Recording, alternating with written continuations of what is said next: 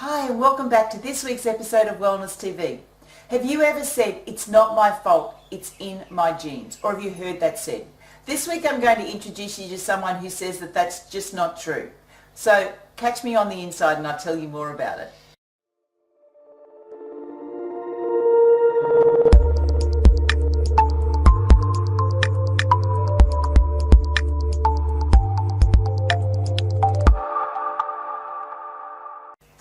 Hi and welcome back to this week's episode of Wellness TV. My name's Counsel and I want to talk to you today about some research that's being done by Dr. Bruce Lipton.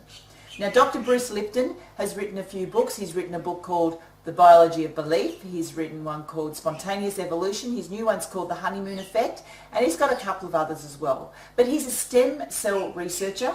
He's a scientist and he teaches at university and teaches students about how cells work, and he was involved in the stem cell research project where they looked at taking cells from one body and then replanting them into other body and growing different types of cells.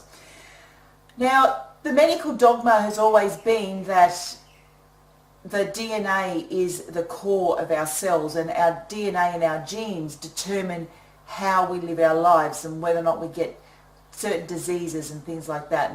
And this is particularly evident with the BRCA gene. Women who have the BRCA gene are said to be 80% higher risk of getting breast cancer than those that don't.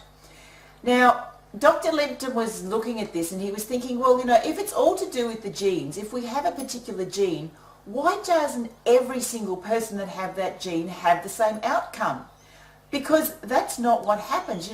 We still have a chance. Not everyone gets the disease. Not everyone that has the BRCA gene gets breast cancer. So what's the difference?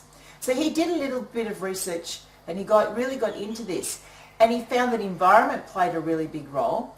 And what he did was he got stem cells. Now stem cells are they're initial cells which can develop into any type of cell within the body, and that's what makes them so strong and why they're used in medicine, because a stem cell can grow into a liver cell, or it can grow into a muscle cell, it can grow into any type of cell. Basically it's like the raw material.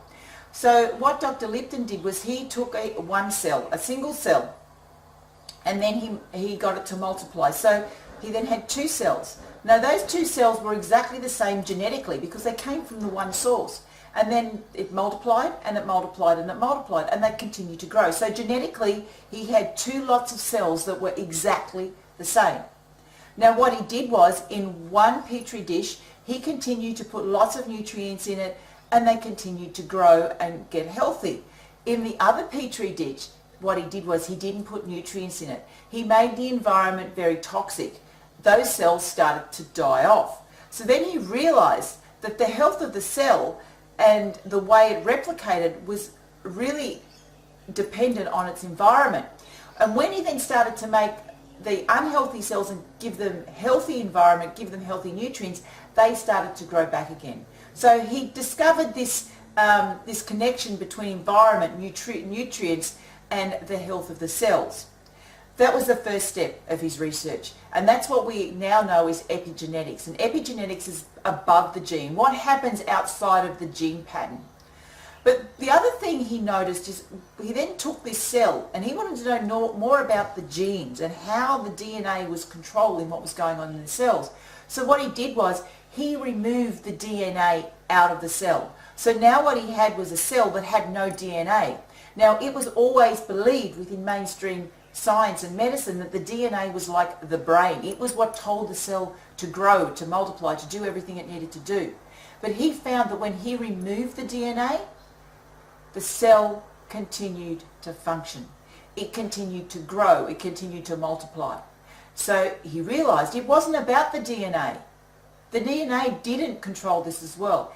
He did further research and found out it was about the cell membrane, the health of the cell membrane, and then the energies that membrane was exposed to. Now, as I said, Dr. Lipton was a very conventional scientist, but he then started to realize that it was more than just what we knew about science. There was energies that were affecting this cell and the cell membranes. He then got more into the quantum side of the laws of physics and the laws of science, and which is where the book The Biology of Belief came from. And with his theory is that what we believe is what we create.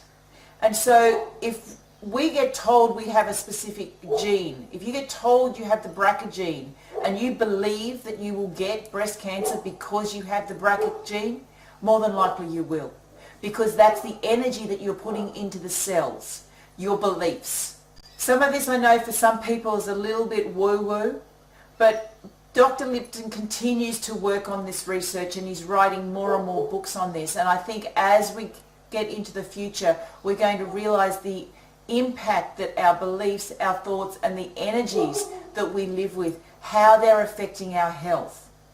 And that they're affecting it right down to the cell level. And we have got billions of cells in our body. So if your belief systems are that you're going to be sick, are that you're going to be overweight, you're going to live your belief systems. So let me know what you think about that. Do you think that was all just a really woo-woo, or do you really believe it? Have you read any of Dr. Lipton's work? He's currently in Australia touring around as well. Have you heard him speak? He's a fantastic speaker. Please share your views, your comments down below. I'd like to continue this conversation with you. Feel free to share this video with your friends, your family, any practitioners that are watching us. Share this with your clients. Share it with as many people as you like. Until next week, I'll see you then. Bye. Hi, just before I go, I'd love to tell you about the Secret Mums Business weekend experience that's coming up soon. If you're a mum in business and you are constantly juggling your family and your work responsibilities and it's causing you to feel stressed and overwhelmed, come along and learn the 7 steps to creating a business and lifestyle of your dreams. My aim with these workshops is to have lots of fun and enjoyment, as well as teaching you the simple things that you can do to create the life that you've always wanted. Plus, I'll also give you a signed copy of my new book called Secret Mums Business. Now, if you're interested in finding out more, visit my website www.secretmumsbusiness.net.au/workshop. There's only a few places available, so get in quick and I hope I get to see you there. Bye.